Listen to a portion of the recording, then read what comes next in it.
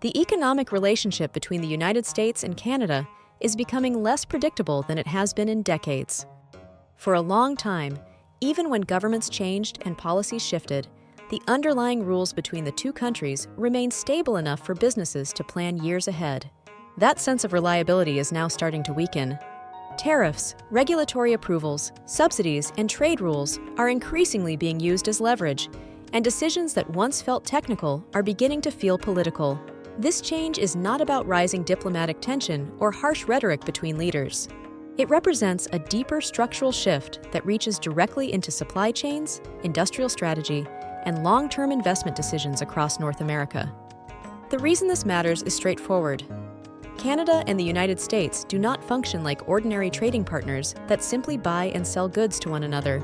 They sit at the center of a tightly integrated economic system where factories, logistics networks, and energy flows operate as a single structure. When predictability weakens at the core of that system, the effects spread quickly. They begin to appear in vehicle prices, in energy costs, and in manufacturing employment across both countries. Recent policy moves and reporting make it clear that this is not a theoretical concern or a future risk. It is a pattern that is already being observed in trade decisions, regulatory disputes, and shifting investment behavior. What makes this moment different is not that the relationship is breaking apart. It is that the assumptions that once held it together can no longer be taken for granted. And to understand why this change matters so much now, it is necessary to step back and look at how this relationship was built in the first place. The closeness between Canada and the United States was not the result of sentiment or diplomatic goodwill. It was the outcome of economic structure and long-term necessity. Canada entered this relationship as a country with a relatively small domestic market. For Canadian industries to grow beyond national limits, access to a large and stable external market was essential. The United States provided that scale. It offered consistent demand, deep capital markets, and an economy capable of absorbing large volumes of industrial output. From the American side, the logic was different but equally practical. The United States required reliable access to energy, raw materials, and natural resources that could support its expanding industrial base.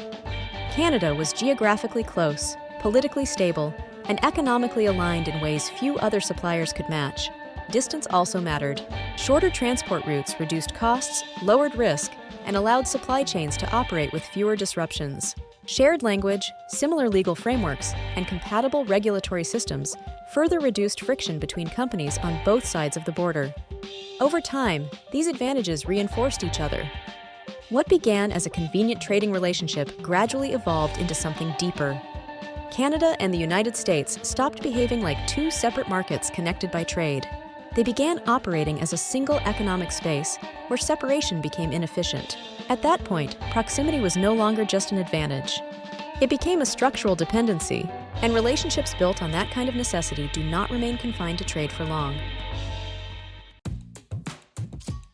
As tariffs fell and trade barriers eased, the impact went far beyond higher trade volumes. It began to change how companies decided where to build, source, and assemble their products. Lower trade costs made it possible to split production across borders without losing efficiency. Parts and raw materials could move back and forth multiple times before a final product was completed. Once that became reliable, firms stopped optimizing around national borders. They started optimizing around North America as a single production space. The auto industry shows this transformation more clearly than any other sector. Raw materials could be processed in Canada, components manufactured in the United States, and final assembly completed on the other side of the border. Each stage was placed where it made the most economic sense, rather than being determined by national borders. Energy and electricity followed a similar path. Pipelines, refineries, and power grids were designed to function together, turning cross-border trade into a shared operating system. Over time, this integration lowered costs and improved competitiveness for both economies. It also reshaped expectations. Companies began to assume that borders would remain open and rules would remain stable. Production schedules, investment plans, and pricing models were built on that assumption. But a system designed for efficiency carries a hidden trade-off. The more integrated it becomes, the more sensitive it is to disruption. And it is at that point that the most significant vulnerability in this relationship begins to emerge. In recent years, the focus of American economic policy has shifted away from pure efficiency. National priority, domestic capacity, and political control have moved closer to the center of decision-making. This shift does not appear only through tariffs. It shows up through subsidy requirements, rules of origin, technical certifications, and arguments framed around national security. Each of these tools changes how and where production is allowed to happen. The problem is not that countries pursue national interests. The problem is that these priorities collide with a system built on deep integration. An integrated supply chain depends on rules that remain stable long enough for companies to plan and invest. When those rules become conditional or subject to political recalculation, uncertainty becomes embedded in the system itself. From the Canadian perspective, this is the most consequential change. Decisions coming from the United States no longer feel reliably predictable. Companies cannot assume that approvals, incentives, or market access will follow the same logic from one year to the next. In a tightly integrated system, a single political decision can translate into immediate cost increases. It can delay investment, alter sourcing plans, and force companies to hold back capital. What once felt like a shared economic space begins to feel fragile. And this shift does not remain abstract for long. It shows up first in the industries that are most deeply integrated across the border. The auto industry is the clearest example. Automotive production in North America depends on parts that cross the border multiple times before a vehicle is completed. When tariffs change or rules are adjusted, costs do not rise once. They accumulate at every stage where components move. That accumulation flows directly into vehicle prices, production schedules, and inventory planning. Even small regulatory changes can delay assembly lines and force manufacturers to revise sourcing decisions. Energy and resource industries face a different kind of exposure. These sectors are difficult to separate because infrastructure like pipelines, refineries, and power grids are built to operate together. But as political uncertainty increases, pricing dynamics begin to shift. Negotiating power changes, contracts become shorter, and long-term commitments grow harder to secure. The result is greater volatility in costs that eventually reaches consumers. Other sectors have lived with this tension for much longer. Industries such as lumber and steel have been subject to recurring disputes for decades. Each time the broader relationship tightens, these sectors reappear as pressure points. Trade investigations are reopened, duties are reimposed or adjusted, and companies are forced to plan for short-term survival rather than long-term stability. Across these industries, the pattern is consistent. The sectors that once benefited most from closeness are now the most exposed to disruption. The closer the integration, the greater the sensitivity. So the question narrows. In a structure built this tightly, is it really possible to operate without each other? In theory, the answer is yes. Industries in the United States could exist without Canada, and Canadian industries could exist without the United States. But theory ignores the cost of transition. Replacing factories is not a matter of switching suppliers. It requires new facilities, new logistics networks, and a workforce with the right skills, all built from the ground up. That process takes years, not months.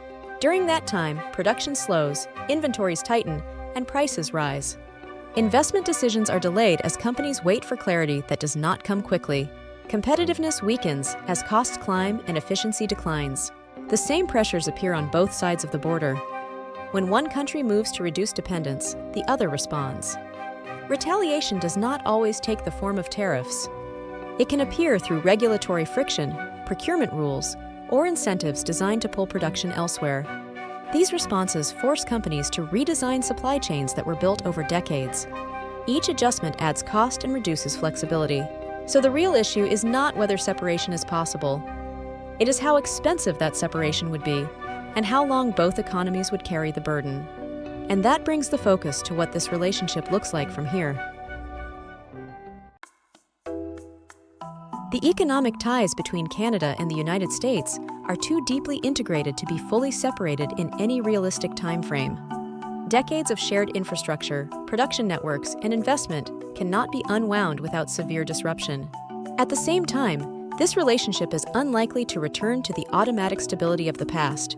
Decisions that once moved quietly through established channels will increasingly be weighed against political priorities and domestic considerations. That means more calculation before commitments are made. It means more contingency planning built into contracts and supply chains. And it means higher costs absorbed across the system. For governments, this shift requires clearer strategies that balance national objectives with economic reality. For companies, it demands flexibility and caution in investment decisions that were once straightforward. These adjustments do not stay within boardrooms or policy briefings. They move outward, affecting prices, availability, and long-term choices faced by consumers. The relationship does not end, but it changes character. It becomes more deliberate, more conditional, and more expensive to maintain. Without each other? Possible, but that choice comes with a cost far higher than most people expect.